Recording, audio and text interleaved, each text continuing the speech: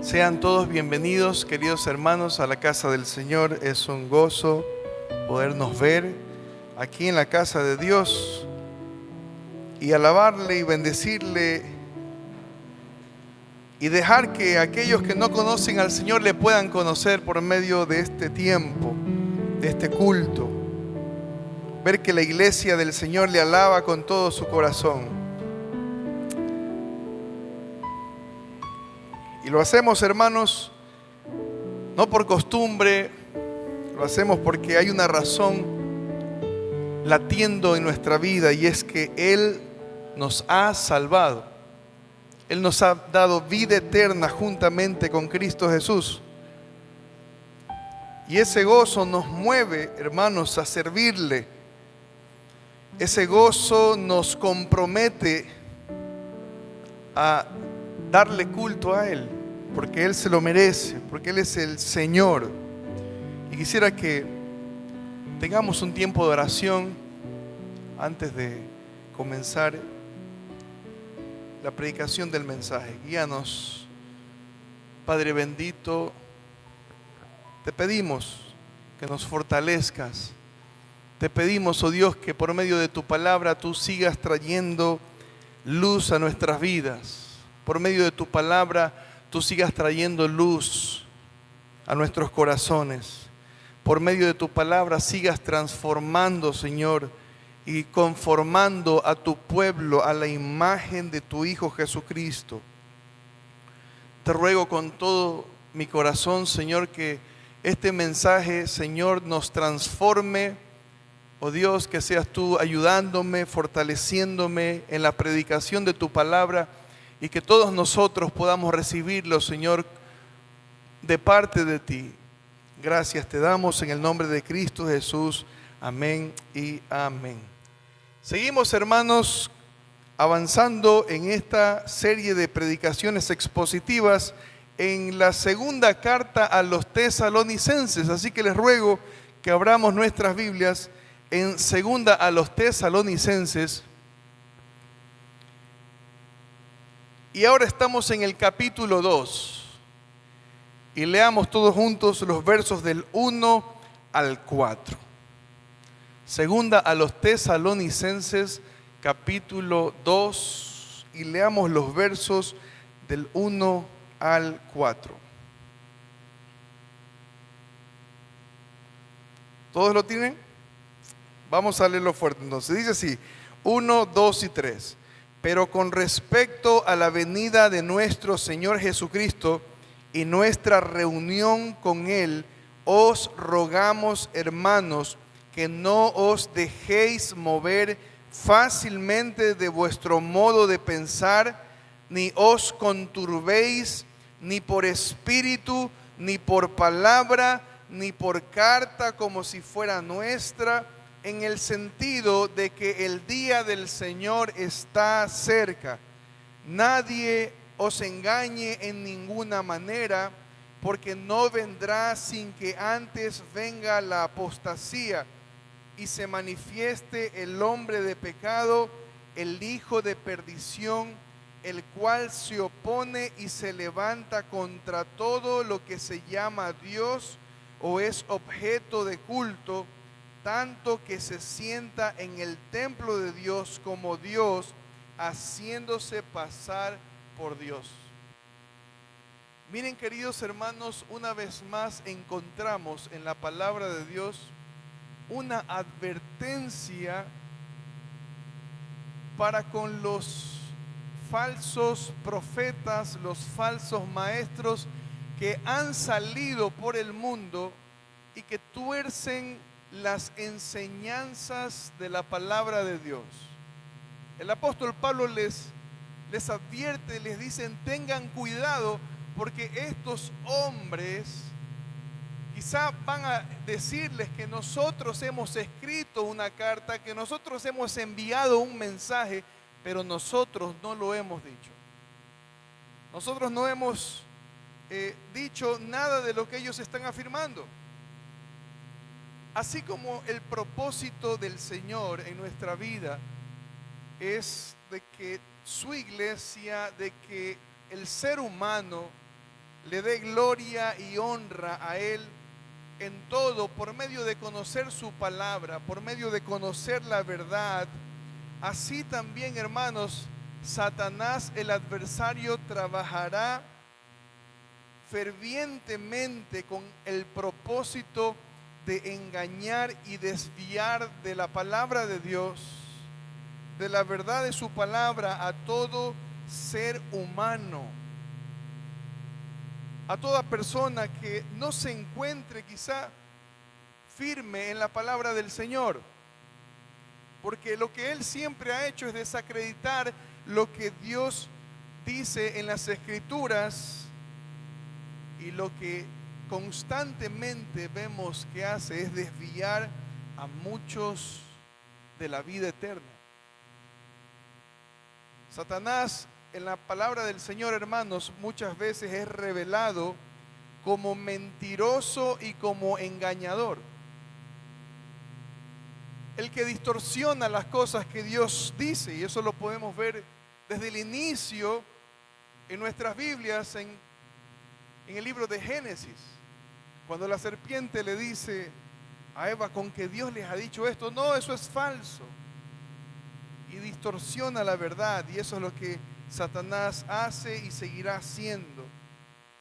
En el texto que vamos a considerar en esta mañana, mis amados hermanos, podemos ver claramente que el apóstol Pablo les sigue alertando a esta iglesia a no dejarse engañar con respecto a detalles de la venida del Señor, con respecto a cosas que Él ya ha venido enseñando, porque estos engañadores y anticristos, como le llama el apóstol Juan en Primera de Juan y en todas sus cartas, estaban diciendo con el fin de exaltarse a sí mismos y acreditarse una revelación mucho más precisa, una revelación exclusiva que solamente ellos tenían, diciendo que el Señor Jesucristo vendría cerca, su venida estuviera súper cerca. Y esto es algo que se enseña en las Escrituras. Hay muchos pasajes que nos enseñan que la venida del Señor está cerca, pero el problema es que posiblemente la diferencia en esta enseñanza engañosa es que ellos estaban casi que poniendo una fecha, o estaban estableciendo un periodo de tiempo en el cual el Señor iba a venir, y nosotros en la palabra de Dios sabemos que eso nadie lo puede hacer. De manera que el apóstol Pablo en este pasaje nos va a dar algunas señales que deben ocurrir antes de que venga nuestro Señor Jesucristo, para que no perdamos el enfoque de seguir velando, de seguir cuidando nuestras vidas, de mantenernos trabajando en nuestra santificación. Como hemos visto en mensajes anteriores, el Señor nos santifica, pero Él utiliza nuestra voluntad para hacer su obra. Él es el que nos perfecciona, pero Él utiliza nuestro deseo de serle fiel. Él sigue siendo soberano, y asimismo Él usa, hermanos, nuestro trabajo en su obra, nuestro trabajo en nuestra santificación, para conformarnos a la imagen de nuestro Señor Jesucristo. Por tal razón, el tema que estaremos compartiendo en esta mañana lo hemos titulado Señales antes de la venida del Señor. Señales antes de la venida del Señor. Y como hemos leído en este pasaje, la primera cosa que quiero compartirles, la primera enseñanza que nos deja esta pequeña lectura, es que nadie puede hablar sobre cuán cerca o cuán lejos está la venida del Señor. Nadie puede decir: hermanos, estamos ya a las puertas y probablemente o en esta generación el Señor Jesucristo vendrá de seguro, porque eso es lo que hace mucha gente. Tampoco nadie podría hacer lo contrario. Nadie pudiera decir: no, todavía falta, hay muchas cosas que tienen que suceder, Así que yo creo que puede estar viniendo en unos 200 años después. No se preocupen, sigamos viviendo como queramos, que el Señor se demora todavía. Ni lo uno ni lo otro.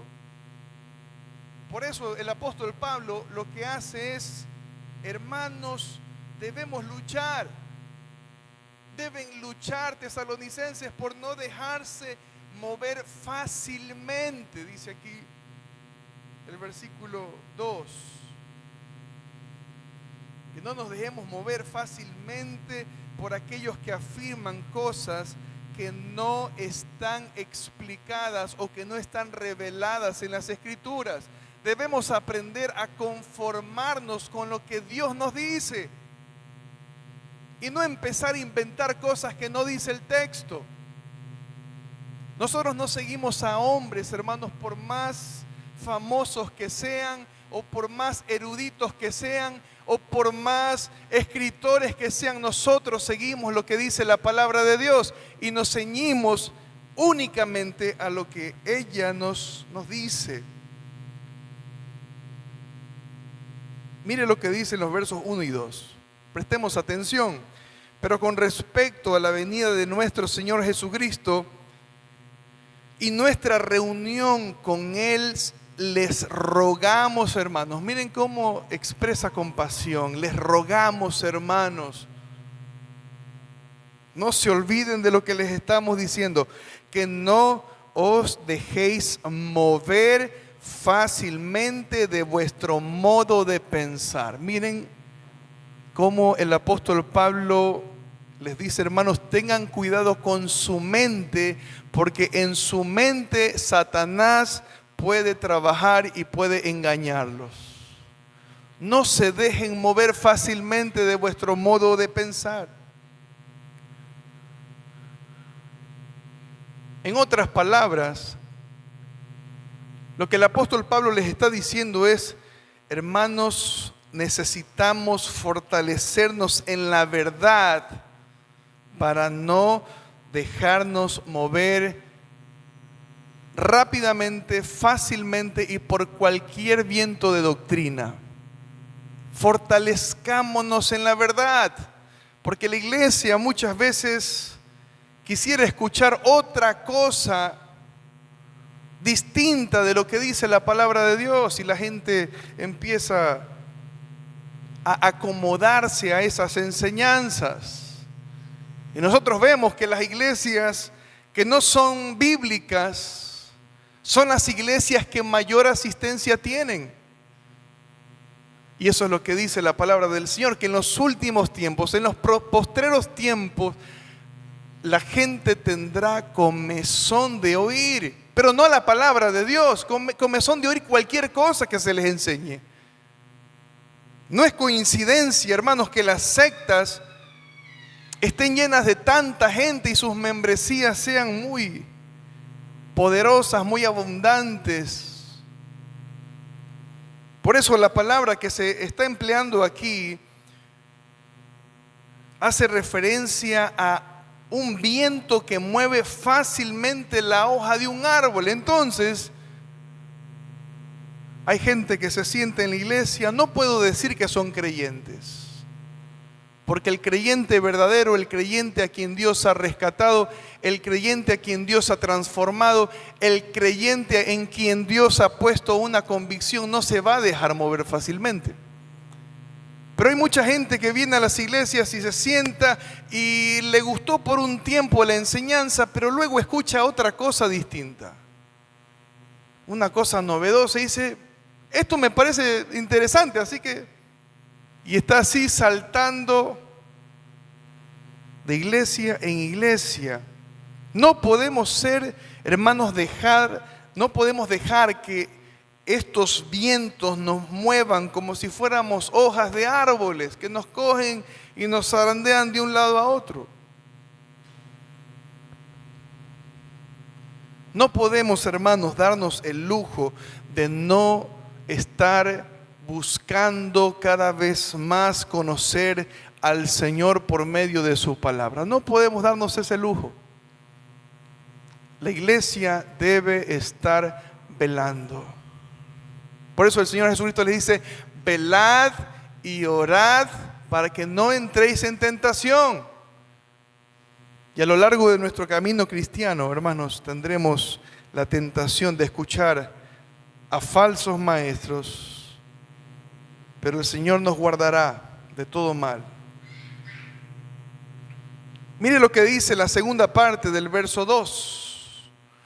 ¿Cuál es la advertencia? No se dejen mover fácilmente, y dice, ni os conturbéis, no se asusten, no se escandalicen, ni por espíritu, es decir, ni por un mensajero, ni por una persona que venga a predicar una cosa, ni por alguna palabra, ni por una carta que supuestamente está firmado por nosotros, diciendo que el día del Señor está cerca.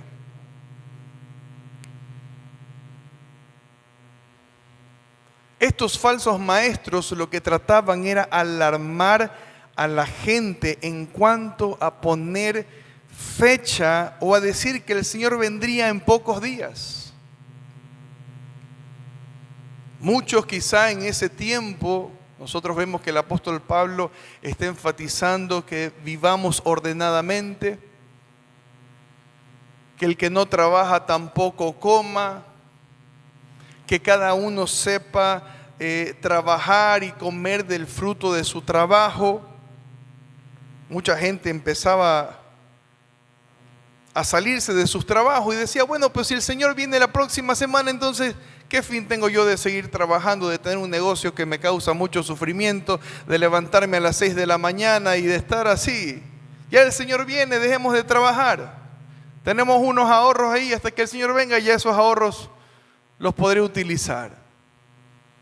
La gente, hermanos, estaba dejándose mover por estas enseñanzas. Pero la actitud de todo creyente ante las falsas enseñanzas debe ser tener la actitud de los bereanos. No sé si ustedes han escuchado cómo actuaban los bereanos, los de Berea, cuando escuchaban una enseñanza. Así debe ser nuestra actitud. Hechos capítulo 17, versículo 11. Mire lo que dice la palabra del Señor. ¿Cuál era la actitud de hombres bíblicos? ¿Cuál debe ser la actitud de hombres que no se dejan mover fácilmente por cualquier cosa? Y es interesante que en este pasaje se menciona a los tesalonicenses. Miren, vamos a ver lo que dice. Todos lo tienen. Y estos eran más, ¿qué cosa? Más nobles que los que estaban en Tesalónica. Fíjense que el apóstol Pablo hablaba mucho a los hermanos de Tesalónica, pero dice que estos eran más nobles, pues recibieron la palabra con toda solicitud, con hambre de aprender más del Señor, con el deseo de recibir la palabra de los mensajeros, de los apóstoles, de los pastores, no como palabra de hombres, sino como lo que es en verdad, dice el apóstol Pablo, como lo que es la palabra de Dios. Y dice, pues recibieron la palabra con toda solicitud. ¿Y qué hacían cuando recibieron la palabra? Escudriñaban cada día las escrituras para ver si estas cosas que les enseñaban eran así. ¿Cuántos de nosotros, hermanos, abrimos las escrituras cada día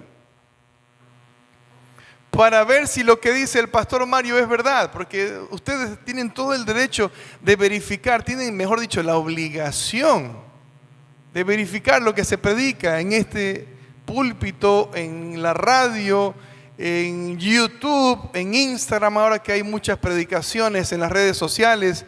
Por cierto, hay muchas predicaciones peligrosas que empiezan a decir cosas terribles. Ellos eran más nobles, escudriñaban la palabra del Señor, escudriñaban las escrituras para verificar que estas cosas realmente sean ciertas.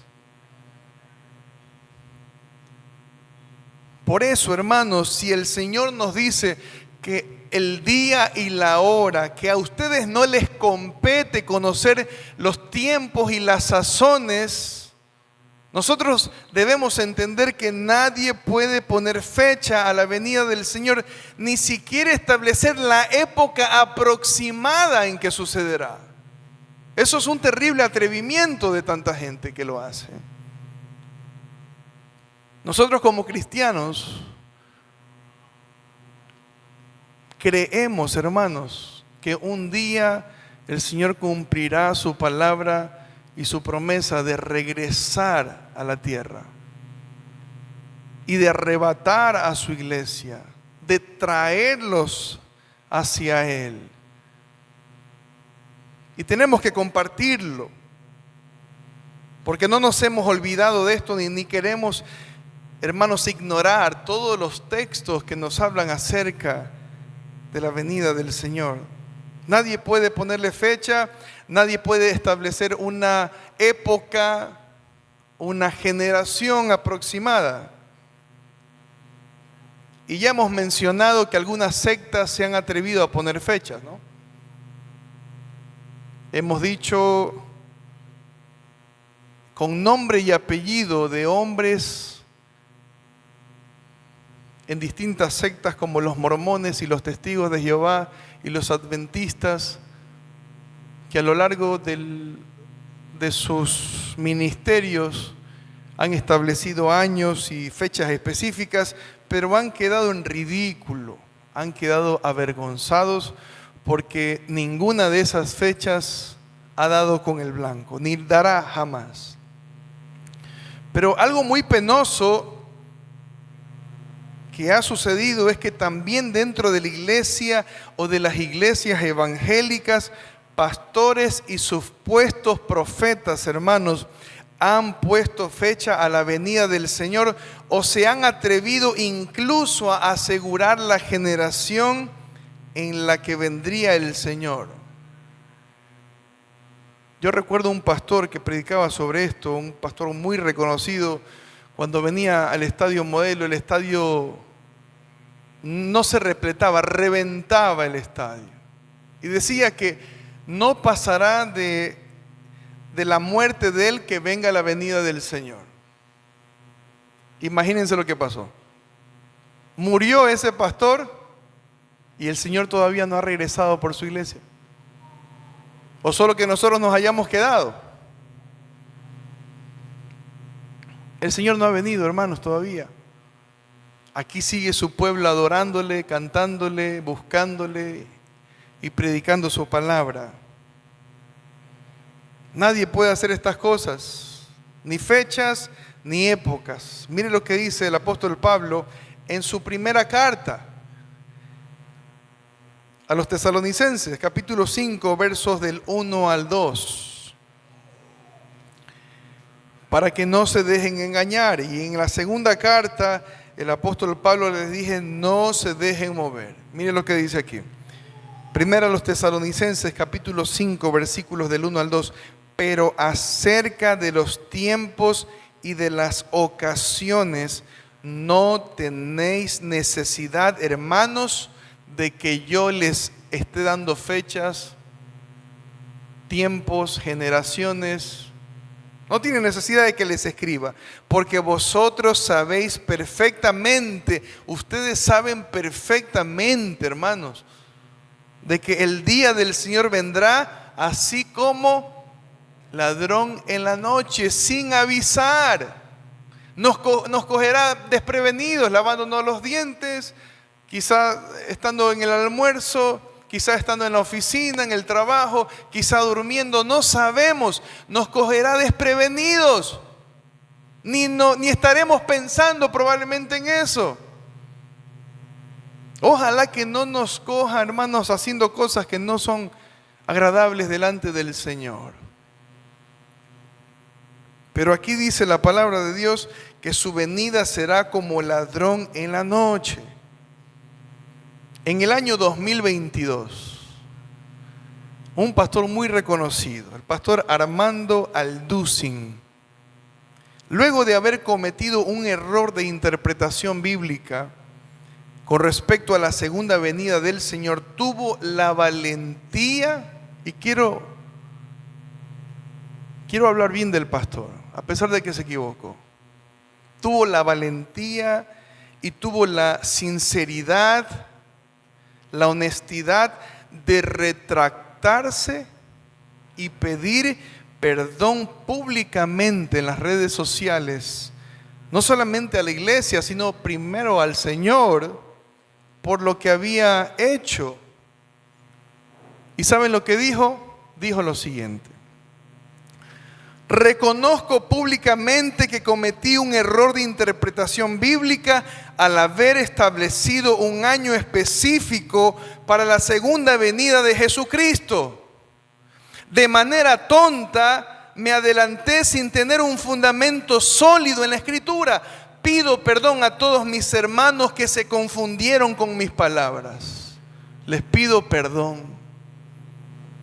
Mi intención no fue causar daño, sino despertar al pueblo de Dios. Me humillo delante de ustedes y ruego a Dios que guarde mis palabras de aquí en adelante, para seguir predicando con fidelidad la sana doctrina y la gloria del Señor. Miren ustedes, hermanos, eso es tener valentía. Un falso profeta lo que hubiera dicho: no, ¿cómo voy a quedar en mal yo? Después de haber dicho, voy a tener que intentar otro artificio para que la gente siga mirándome a mí.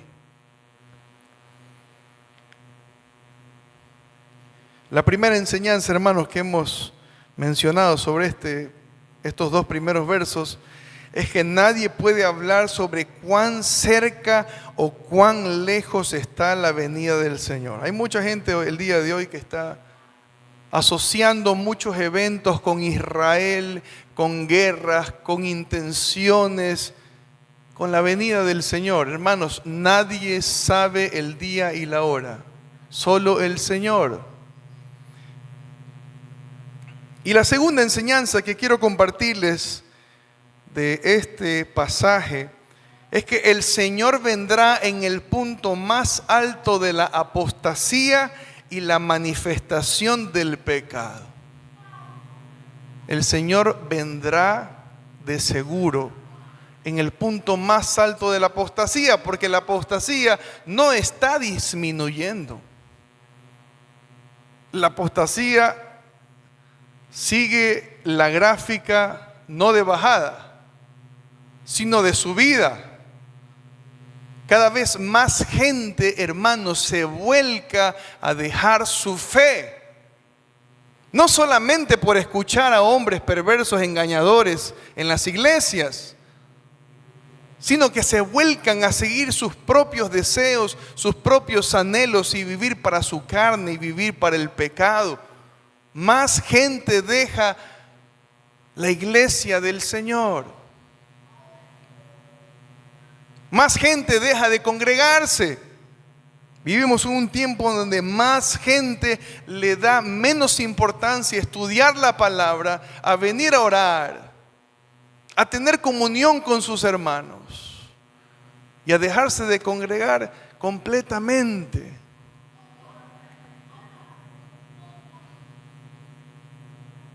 Y veamos la primera cosa que nos enseña este versículo 3. Vamos a nuestro pasaje central. Segunda a los Tesalonicenses capítulo 2. Y mire lo que dice el verso 3. Nadie os, ¿qué dice? Engañe en ninguna manera, porque no vendrá sin que antes venga la apostasía. ¿En qué fecha más o menos escribió el apóstol Pablo esta carta? En el primer siglo. Quizá por el año 50, 55 después de Cristo. ¿Cuántos años han pasado ya? A lo largo de la historia de la iglesia, hermanos, nosotros vemos cuánta gente se ha desviado de la palabra de Dios. Se ha desviado de Dios por seguir sus propias enseñanzas y sus propios deseos. En la palabra del Señor muchos pasajes, tenemos muchos pasajes que nos dicen que todas estas cosas sucederán en los postreros tiempos, o en el postrer tiempo, o en los últimos tiempos. Sin embargo, debemos entender, hermanos, que la palabra tiempo aquí no equivale a alguna generación específica. Cuando el apóstol Pablo decía en los postreros tiempos, él asumía que él estaba en los postreros tiempos, que él estaba en los últimos tiempos. Pero él no estaba diciendo que en su época iban a suceder estas cosas. Porque, nuevamente, nosotros no sabemos. Si consideramos que una generación tiene más o menos unos 70 años de vida en promedio, entre 70 y 80 años. Consideremos que sean 70. Desde que el Señor y los apóstoles hablaron de todas estas cosas hasta el día de hoy, hasta el año 2025, hermanos, han pasado aproximadamente unas 28 generaciones donde la apostasía en ningún momento ha bajado su intensidad. En ningún momento ha bajado la intensidad. Todo lo contrario, cada vez hay más y más personas que dejan la fe de la palabra de Dios para volverse tras falsos profetas y enseñanzas novedosas y enseñanzas suavizadas del Evangelio. O enseñanzas incluso que menosprecian la exposición de la palabra de Dios.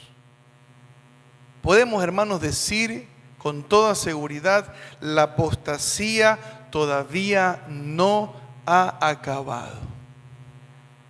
La apostasía todavía no ha acabado.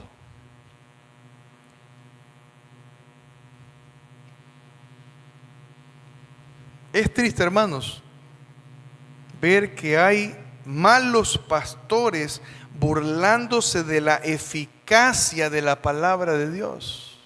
Malos pastores.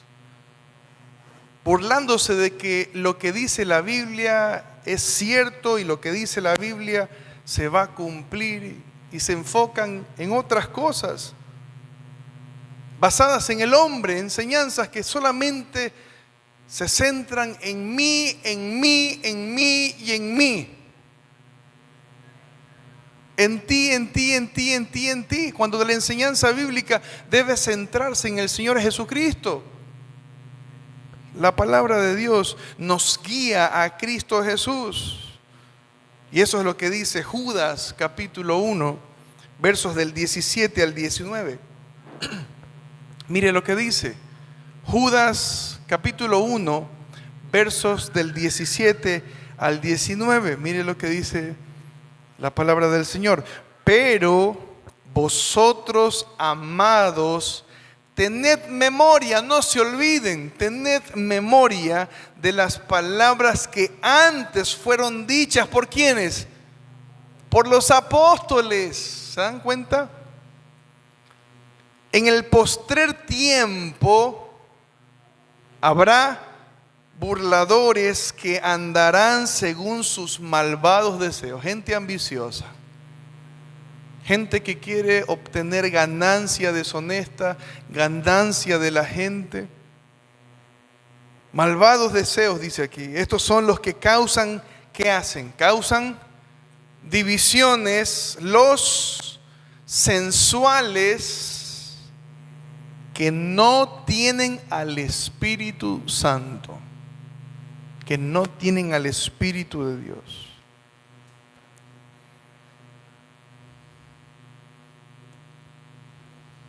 Eso es lo que vemos en el pan de cada día, hermanos. Y ahora es mucho más conocido, ahora es mucho más visible a causa de toda la tecnología que tenemos, a causa de las redes sociales. En el tiempo de Pablo era un poco más complicado enterarse de lo que pasaba en otros lados, porque las correspondencias pues tomaban más tiempo. Enterarse de enseñanzas falsas requería que alguien envíe una carta y eso quizá llegaba en un mes, en 2 meses. El día de hoy nosotros abrimos nuestro celular y podemos ver fácilmente todo lo que se enseña. La segunda cosa que menciona aquí el apóstol Pablo, mire lo que dice el versículo 3. Hemos dicho que la apostasía es una de las señales. La apostasía no ha venido decreciendo, la apostasía ha venido incrementándose. Hasta el día de hoy y a lo largo de la historia de la iglesia, cojan un libro de historia del cristianismo, hermanos, y vean cómo a lo largo de la historia de la iglesia el cristianismo se ha volcado tras hombres ambiciosos y, como dice aquí Judas, con malvados deseos. Terrible en el contexto de la iglesia cristiana. Dios ha guardado igual un remanente que ha permanecido fiel, ha permanecido enseñando su palabra, ha dado su vida por la fe, le han cortado la cabeza, lo han quemado vivo. Pero ha habido mucha gente que se ha ido tras la apostasía. Miren lo que dice ahora el versículo 3.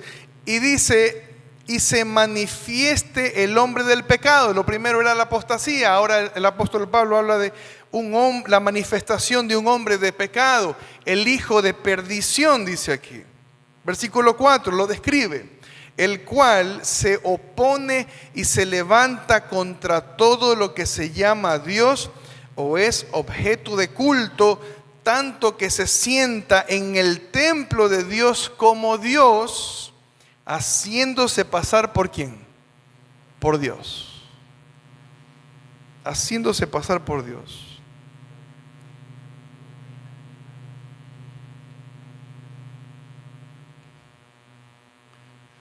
Mis amados hermanos, a lo largo de la historia, muchos eruditos, muchos estudiosos académicos han asociado las características de este hombre que se menciona aquí como el hombre de pecado o el hijo de perdición con un rey seleucida llamado Antíoco IV Epífanes. Porque básicamente la descripción que hace el libro de Daniel sobre ese anticristo o ese antidios cuadra perfectamente con lo que dice el apóstol Pablo. La historia nos cuenta que en el año 167 antes de Cristo, Antíoco IV Epífanes colocó una imagen de un dios pagano en el templo de Jerusalén. La imagen de Zeus. La puso ahí en el templo para adorarla, para rendirle culto, para arrodillarse ante esa imagen. Imagínense tremenda blasfemia que se hizo en ese momento. Y sacrificó no solamente ofrendas a ese Dios, sino que sacrificó cerdos en el altar, los mataron, toda su sangre ahí derramada en el altar del templo de Jerusalén, para darle honor a este Dios. Algo totalmente abominable para los judíos, especialmente, y para Dios también. Dios nunca, hermanos, ha respaldado, siempre ha castigado la idolatría. Pero mis amados hermanos, aunque esto parezca algo único y algo quizá del pasado a lo largo de los siglos, dentro de lo que se conoce como iglesia cristiana, muchos obispos, cristianos entre comillas, y quiero hacer ese énfasis, cristianos entre comillas, que se creían enviados de Dios, que aparentaban enseñarle al pueblo la Escritura, han cometido actos muy parecidos a estos, persiguiendo y matando a quienes se nieguen en obedecerles, rendirles culto y adorarles. Y estamos hablando en el contexto de la historia cristiana. A veces es necesario, hermanos, coger libros de historia del cristianismo y darnos cuenta lo que ha sucedido a lo largo de la historia. En el año 1302 después de Cristo, estamos un poquito más cerca de nuestra época. En el año 1302, el Papa Bonifacio VIII, Papa de la Iglesia cristiana, claro, se llamaba Iglesia Católica o se llama Iglesia Católica, pero en ese tiempo la Iglesia Católica era la Iglesia cristiana. No había una iglesia evangélica y una iglesia católica como ahora, no, era la iglesia cristiana. El Papa Bonifacio VIII emitió una bula titulada Unam Sanctam, que manifestaba lo siguiente: por necesidad de salvación, toda criatura humana está sujeta al romano pontífice. En otras palabras, lo que está diciendo, si tú quieres ser salvo, tienes que someterte a mí. Tienes que obedecerme a mí. Tienes que darme homenaje a mí. Nadie podía entrar al cielo si no se sometía al Papa. Mis amados hermanos, esto es simplemente un ejemplo o varios ejemplos de los anticristos que hemos tenido a lo largo de los años. Mucha gente en medio de la persecución, en medio de las guerras, en medio de las dictaduras, ha pensado que ya se ha manifestado el anticristo. Mucha gente del Imperio Romano actuando como el anticristo que dice el apóstol Pablo aquí. Mucha gente de la iglesia cristiana católica actuando y manifestando las características que el apóstol Pablo dice aquí. Mucha gente de la milicia o de la política actuando como el anticristo. Y el día de hoy, si ustedes se dan cuenta, mucha gente sigue mirando a otros anticristos. Yo recuerdo cuando se decía que el anticristo era Obama. Clarísimo, se veía, se decía, la gente decía, el anticristo es Obama. Ahora no sé si me equivoco, pero están diciendo que el anticristo puede ser el hijo de Trump. Y también se dice que el anticristo ahora es un israelita que no sé qué está diciendo. Y la gente sigue diciendo cosas, hermanos, para como alarmar a la gente en lugar de enfocarse en su vida diaria y en su compromiso con el Señor. Y seguimos viviendo como nos place.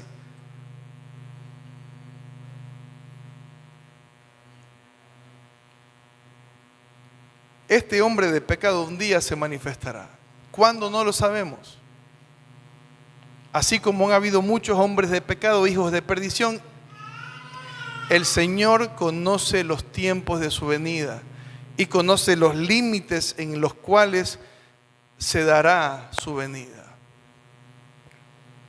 Hermanos amados, la Biblia nos recuerda la venida del Señor como un evento que está en sus manos.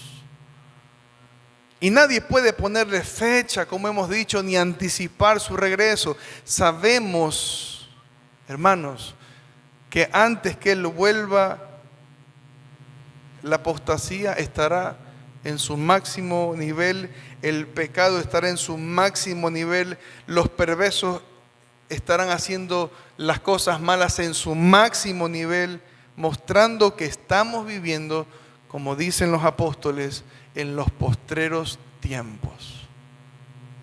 ¿Qué debemos hacer? Debemos seguir, hermanos, trabajando en nuestra santificación. Debemos seguir trabajando en nuestras vidas, hermanos.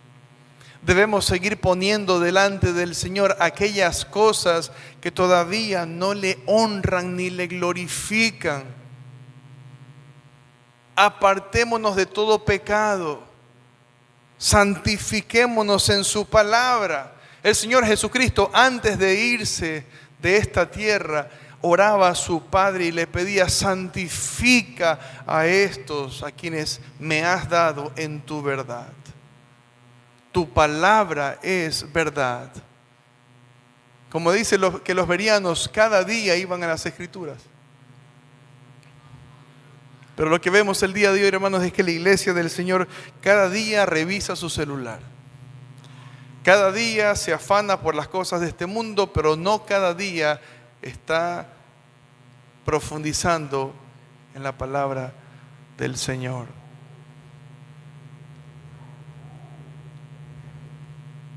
Mis amados hermanos, aunque el mundo se desvíe y surjan falsos maestros, podemos descansar, porque Cristo es fiel, el Señor es fiel y su plan se cumplirá perfectamente. No desmayemos, no te olvides de tu responsabilidad con Dios. No seamos tan solamente oidores de la palabra, dice Santiago, sino hacedores de la palabra, porque es el que es simplemente oidor de la palabra se va a olvidar fácilmente. Es como que se ponga en su espejo, se mire y se olvide luego de cómo era, y muchas veces tienes que ir al espejo para ver cómo está. Pero debemos mirar atentamente la palabra del Señor. Esa es nuestra tarea, permanecer firmes en su palabra, permanecer firmes en su palabra, firmes en caminar en santidad, hermanos. Caminar en santidad cuesta, porque tenemos que negarnos a nosotros mismos, pero ese es el costo de un verdadero discípulo. Si tú quieres seguir a Cristo, tienes que negarte a ti mismo. Si tú quieres seguir a Cristo, eso es lo que nos dice el Señor. Si alguno quiere venir en pos de mí, niéguese a sí mismo cada día. Me parece que dice el Evangelio de Lucas. Cada día tome su cruz y camine al Calvario. Eso es seguir al Señor. Caminar al monte Calvario, a morir cada día. No dejemos, hermanos, o no nos dejemos mover por rumores o enseñanzas humanas, sino mantengámonos arraigados en la palabra del Señor. Vivamos en vigilancia y en oración. Permanezcamos, hermanos, conectados con el Señor. Hablemos con el Señor, pidámosle al Señor. ¿Cuándo fue la última vez que le dijiste al Señor: Padre, vengo delante de ti para entregarte este pecado que todavía no lo quiero soltar? ¿Cuándo fue la última vez que dijimos eso delante del Señor?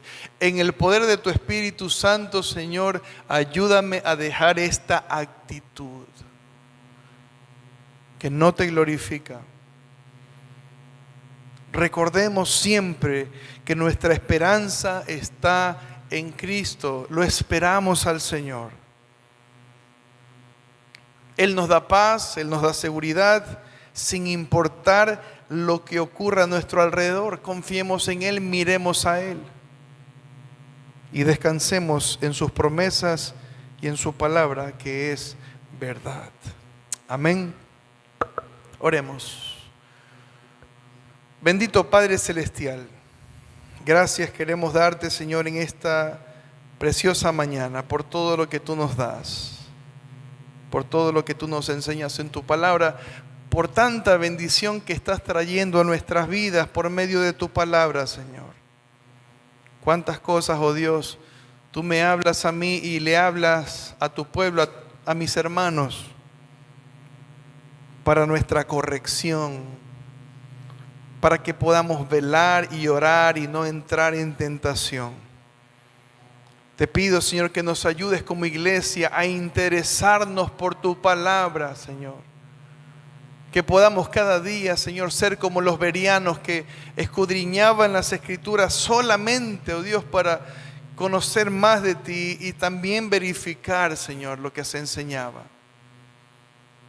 Ayúdanos, oh Dios, a no alarmarnos con ninguna profecía, Señor, o ninguna cosa que algún falso profeta quiera decir o quiera hablar.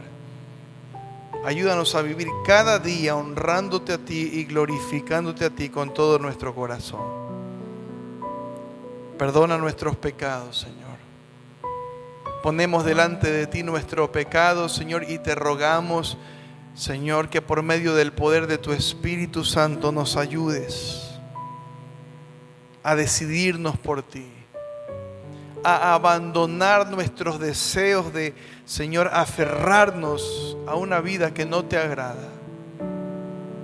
Santifícanos, purifícanos y enséñanos a serte fieles, comenzando desde mí, que enseño tu palabra en esta iglesia, Señor. Y también mis hermanos, oh Dios, que sirven, que colaboran, que trabajan, Señor, para tu obra.